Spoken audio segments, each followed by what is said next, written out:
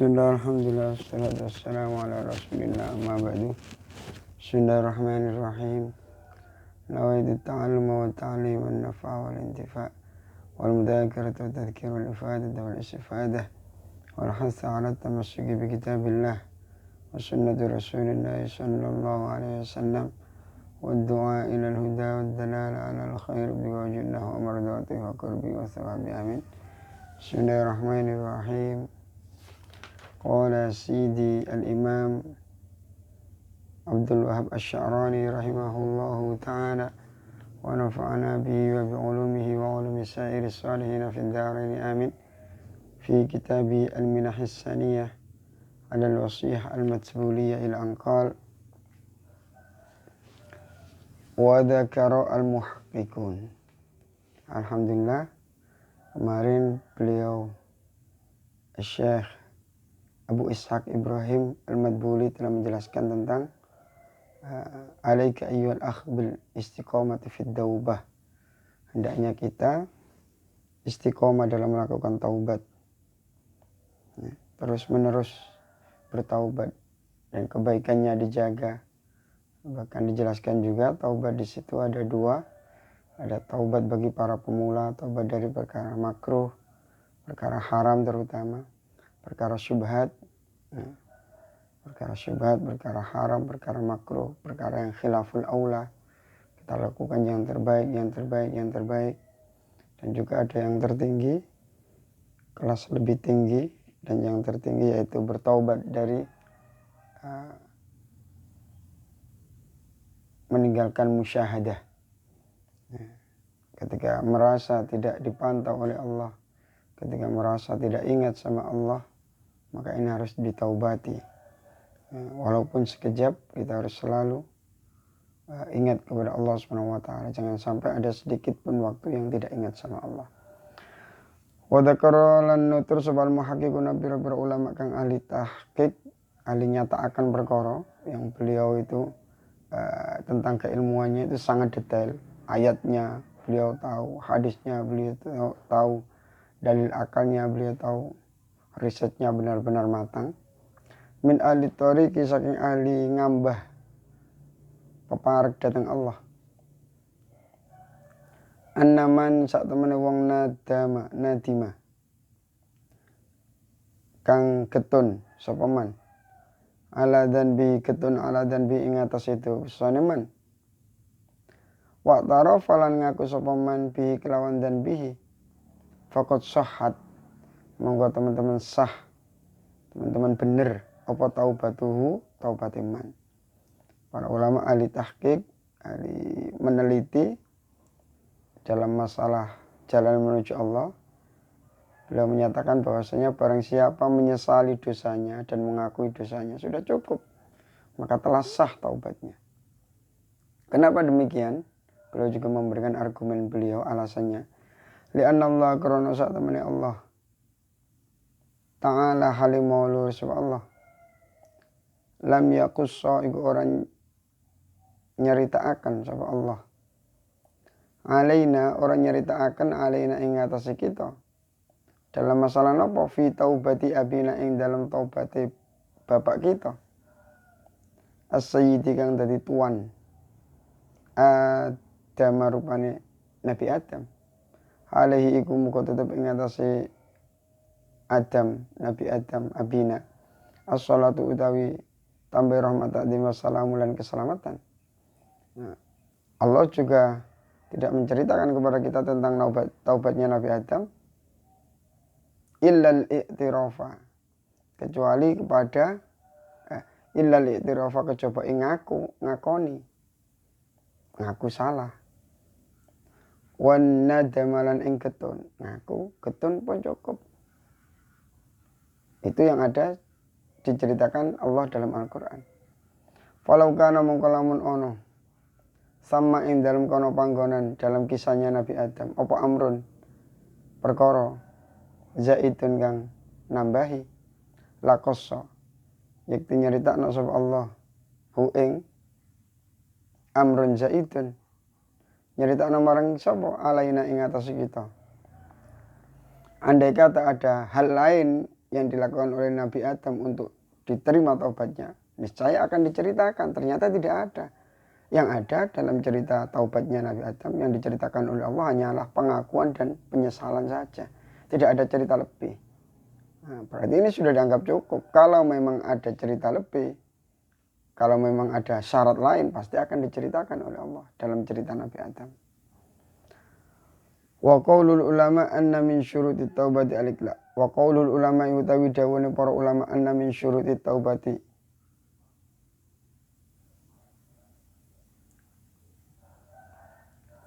ing sak temene iku sebagian iku setengah saking syarat taubat al-iqla'u opo medol mencabut diri dari dosa-dosa itu, tidak akan mengulang lagi, mencabut dirinya dari dosa-dosa itu. Bahwanya perkataan para ulama bahwa sesungguhnya sebagian daripada syaratnya taubat adalah ikhla, mencabut diri dari dosa-dosa. Wal azmu lan nejo, berkomitmen, berkeinginan untuk ke depan. An la ya'uda ing yen ta ora bali sapa man taib. An la ya'uda ing yen ta ora bali sapa taib. Wah, harus ada ikhla mencabut diri dari dosa, seakan-akan dia enggak mau lagi. Terus dia harus ada azam bahwa dia tidak akan mengulangi lagi untuk ke depan. Nah. Innama akhadhu angin pemestine ngalap sapa ulama hu ing al-iqla wal azm niki termasuk syarat taubat. Para ulama ngalap ngambil bitoriqil istinbati kelawan dalan istinbat amrih dalil. Ya, kalau dalil tidak langsung dengan sharih ada ayat dan hadisnya, tapi istinbat dipikir-pikir. Balik mana ya apa tuh? Nggak ada komitmen untuk tidak mengulang lagi gimana? Oh berarti ya harus gini gitu. Idin nadimu krana utawi wong kang getun ala syai'in ing atas uji min lawazimihi iku setangane perkara kang pira-pira perkara kang netepi. Nadim al-iqla'u utawi bedol, mencabut. Kalau memang orang itu benar-benar menyesal, pasti dia akan mencabut dari perihal tersebut. Dalam artian tidak akan mengulangi lagi. Mencabut dirinya dari hal itu dan tidak akan kembali lagi. Mestinya gitu. Wal azmu lan berazam, wal azmu alla yauda, wal azmu lan apa yang ojo berkomitmen nejo alla yauda ing yen ora bali sapa nadim.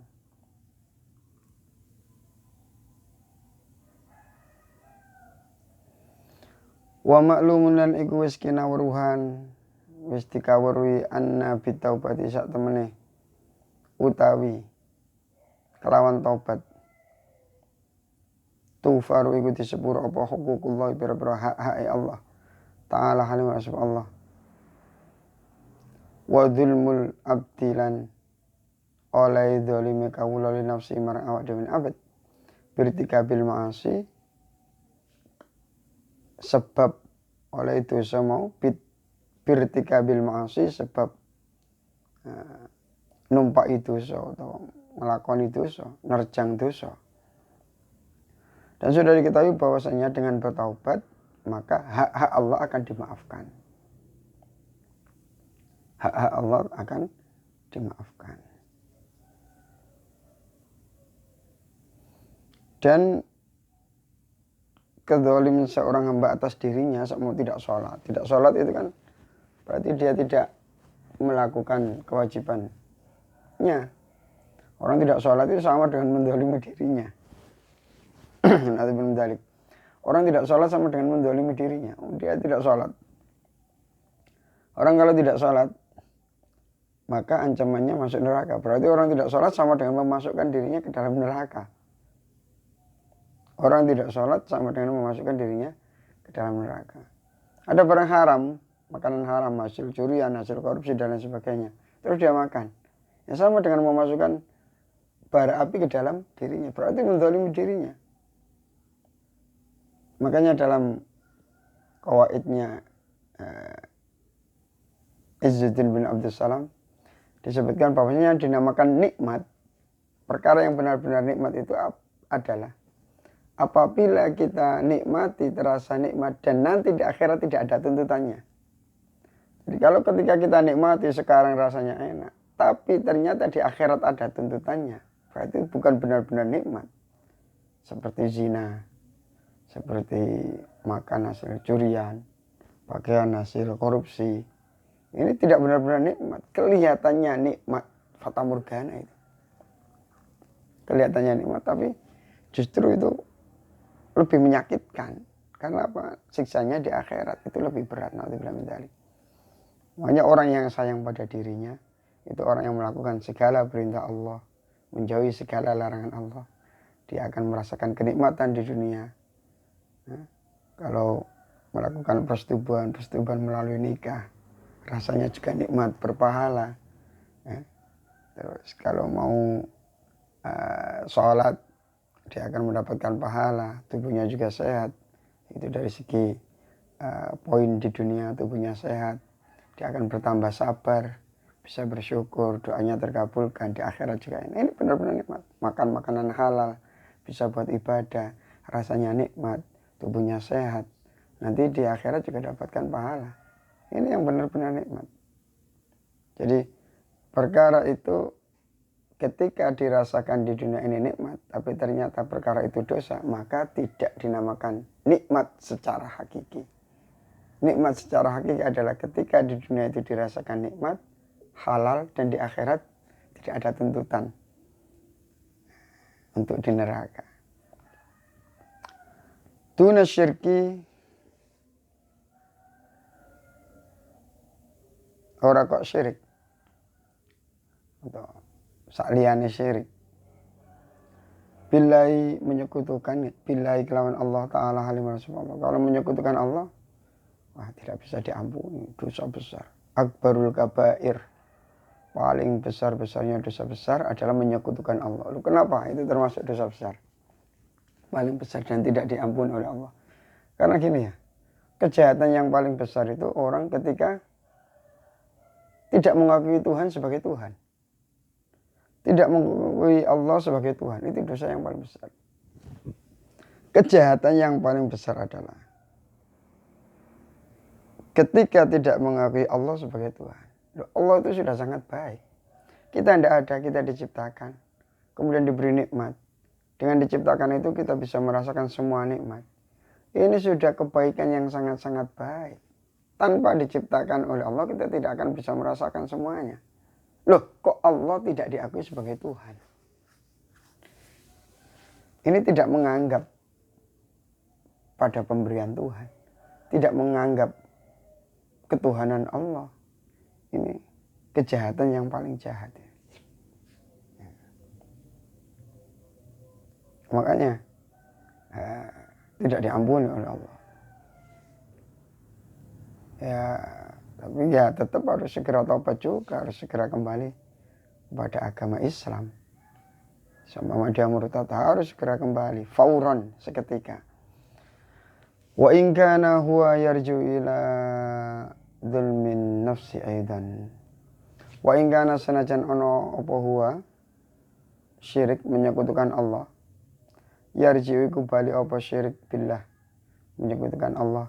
Ila dzulmin nafsi marang zalim marang awak dhewe ne. Wong aidan hale padha karo dzulmul abdi li nafsihi birtikabil ma'asi. Dan ujung-ujungnya menyekutukan Allah itu sama dengan menzalimi diri sendiri. Karena dengan menyekutukan Allah sama dengan memasukkan diri sendiri ke dalam api neraka. Makanya mestinya kita punya rasa kasihan, punya jiwa rahmat terhadap orang-orang yang belum mendapatkan hidayah, petunjuk dari Allah. Kita sapa dia, kita ajak dia, kita gandeng dia agar mau masuk terhadap agama Islam. Andai kata ada saudara, tetangga, sahabat yang belum bisa memeluk agama Islam, kita lihat dia sangat kasihan. Dia akan disiksa di neraka yang tidak ada batasnya selamanya. Kalau kita sayang sama dia, kita ajak dia masuk Islam. Kita beri dia petunjuk agama Islam. Kita kenalkan dia kepada Allah. Kita ajak dia melakukan kebaikan. Kita kenalkan pada dia kebaikan-kebaikan Islam. Untuk menolong dia dari jurang api neraka. Ya, kalau kita biarkan begitu saja tanpa ada dakwah, ajak terhadap kebaikan dari kita, tanpa mengajak dia, berarti kita tega sama saudara kita. Berarti kita tega terhadap sahabat kita. Berarti kita tega terhadap orang-orang yang kita kenali itu untuk menjadi bara api di neraka. Nah, kasihan ya.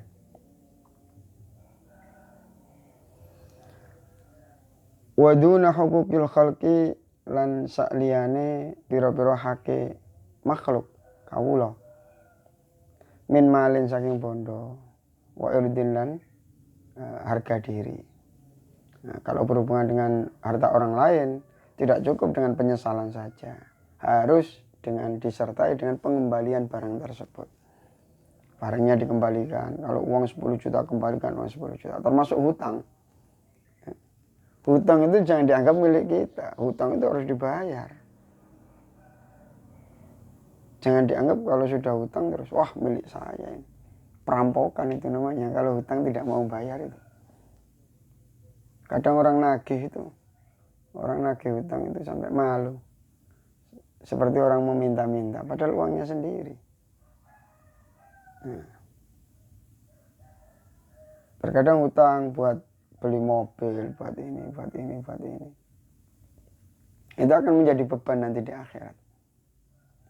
Nah, milih mana?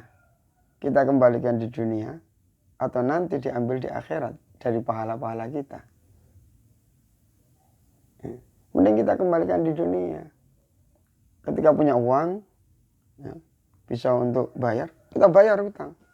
Nggak pegang nggak masalah, yang penting nggak ada tanggungan lagi. Mestinya gitu prinsip hidup itu.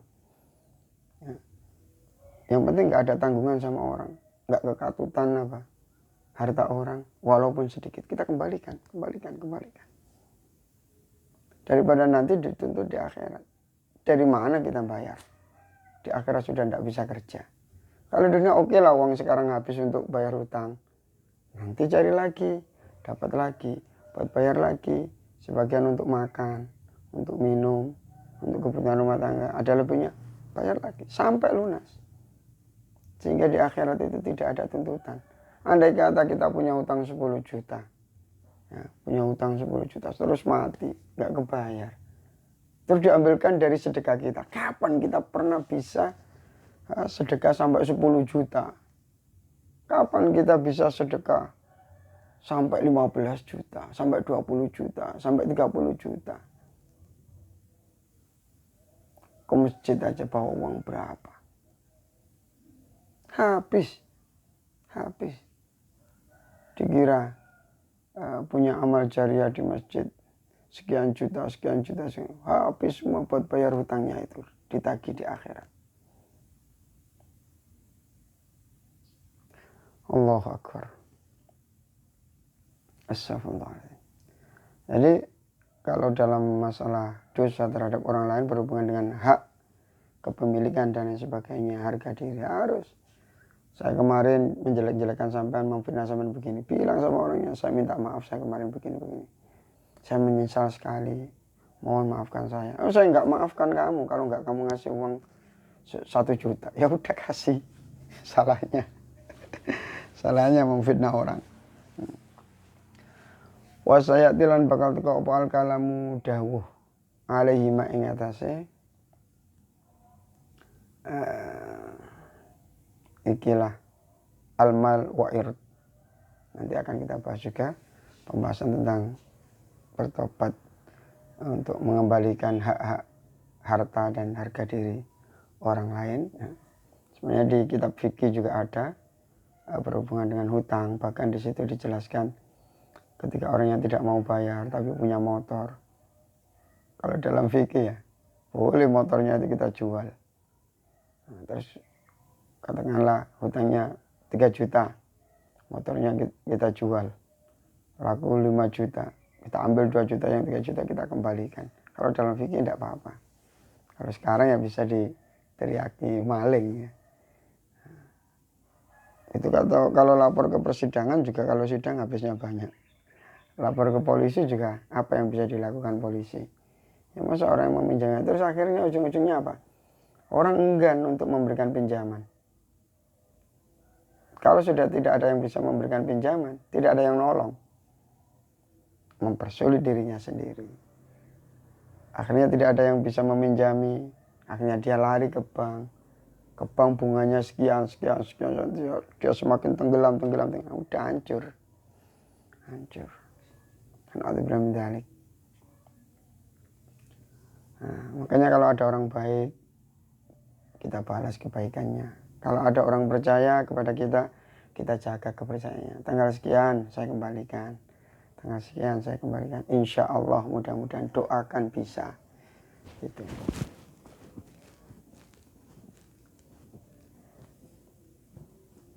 Jadi kenapa orang zaman sekarang itu tidak bisa membayar hutang? Karena tidak ada komitmen untuk membayar hutang.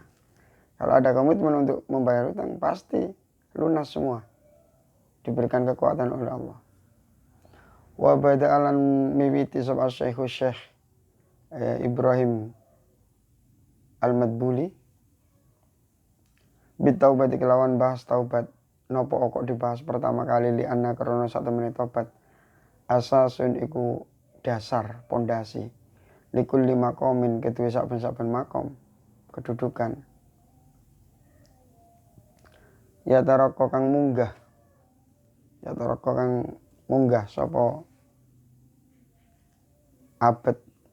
Ya taroko kang munggah ilahi marang makom sapa al-abdu, makom ini kedudukan, derajat di sisi Allah semakin tinggi. Ini harus diawali dengan pondasi taubat dulu. Benar-benar dia taubat kembali kepada Allah, meninggalkan dosa-dosanya, baru bisa dibangun hubungan yang baik kepada Allah. Kalau dia menjalin hubungan baik kepada Allah tapi dosanya masih terus jalan, kama salil bina'i fauqa maujin yuj'alu, itu seperti membuat bangunan di tempat yang ombaknya besar, baru dikasih lolo cor, kena ombak roboh lagi, nggak bisa. Sebab abdu hatta yamuta sehingga mati sebab abdu. Fakama anna man la ardalahu la bina'a lahu. Fakama anna man mongko koyo sak temene uang la ardo kang ora ono bumi iku maujud lau ketuiman la bina'a mongko ora ono bangunan lau ketuiman. Sebagaimana orang yang tidak memiliki bumi, ya tidak mungkin dia bisa buat bangunan. Tanah saja nggak punya, kok mau buat rumah. Beli tanah dulu, baru dibuat pondasi, terus dibangunkan rumah. Tobat saja tidak pernah kok menjalin hubungan dengan Allah. Selalu membuat Allah murka, kok ingin dicintai Allah. Tidak mungkin. Kita ini semua kembali sama Allah loh. Semua ini kembali sama Allah. Dan di akhirat tidak ada yang berkuasa kecuali Allah. Jabatan udah tidak ada gunanya, uang nggak ada gunanya. Cuman diri-diri ini saja. Kalau badan ini apa yang kita andalkan? Kekuatan. Kekuatan apa di hadapan Allah? Nah, kalau kita selalu membuat Allah marah, siapa yang bisa nolong kita di akhirat? Tidak ada. Makanya jangan macam-macam sama Allah. Jangan nentang Allah. Nganut sama Allah. Allah itu Tuhan semesta alam, penguasa langit dan bumi, penguasa dunia dan akhirat. Man la taubata lahu fala halalahu. Man utawi sapane wong la taubata kang ora ono taubat iku mujud lahu ketiman fala hala mongko ora ono hal. Nah, keadaan untuk ingat sama Allah.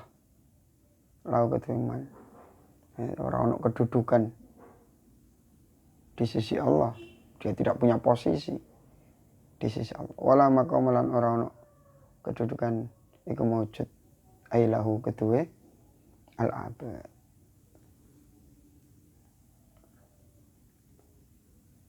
Wa min kalamihim man ahkama maqama taubati hafidhahullahu ta'ala min sa'iris syawaibi allati fil a'mal. Man utawi sapane wong ahkama iku nguatno sapa man maqama taubati ing kedudukan taubat man.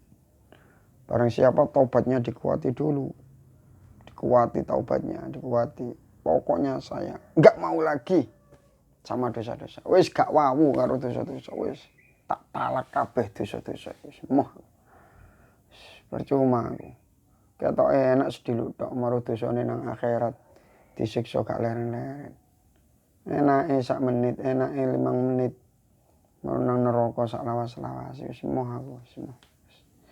Ya opo awak iki diopong. Gimana kalau badan ini dimasukkan ke dalam bara api yang 70 kali lipat panasnya bumi, yang paling panas. Barang siapa menguatkan taubatnya, hafidho mongko jaga hu ing man sapa Allah taala halimul sapa Allah min sa'iris syawaibi saking sekarine pira-pira perkara kang nyampuri allati kang fil a'mali kang tetep ing dalam pira-pira amal sing dadekno mboten ikhlas, sing dadekno bangga diri dan lain sebagainya. Allah muga-muga selamat.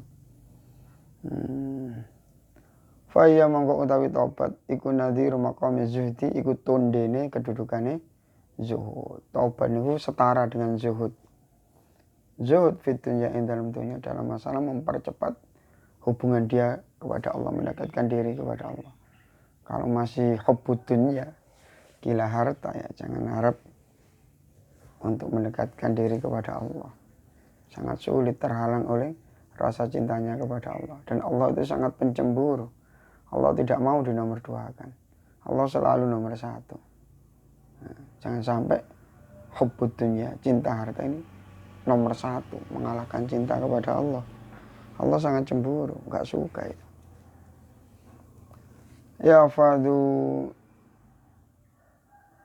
Joko Aba zuhud. Faya nadhiru maqami zuhdi fid dunya yafadu sahibuhu min sa'iri ma yajibu anil haqqi ta'ala. Faya mongko utawi taubat nadhiru maqami zuhdi ikut tondene kedudukane zuhud fid dunya ing dalam masalah dunya. Yafadu kang joko apa zuhud